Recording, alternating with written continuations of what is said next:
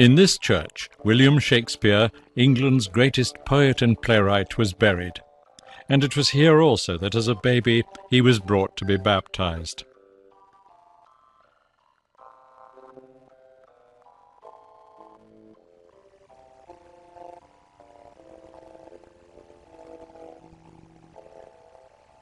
The church is the Church of the Holy Trinity at Stratford-on-Avon. There have been many changes here since Shakespeare's day. The spire is a later addition to the church, for example. Enough is left for us, however, to get a remarkably clear picture of the town and countryside, which are such an important element of Shakespeare's work.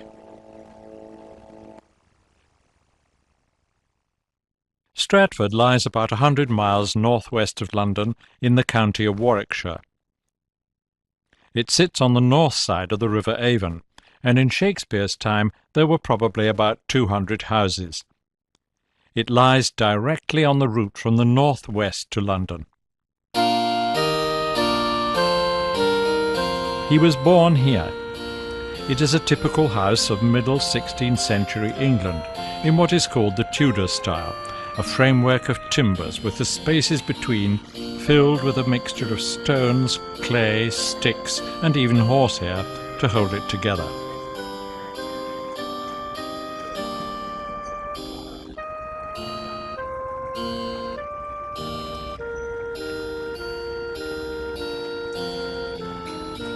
Today the house is furnished as it probably was in Shakespeare's time.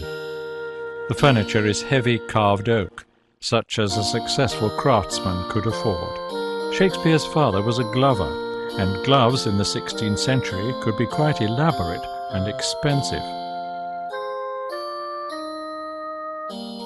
John Shakespeare prospered and held several prominent posts on the city council.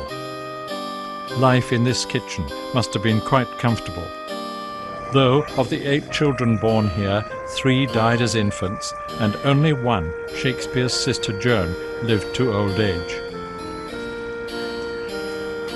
Shakespeare's mother Mary was from a local family called Arden.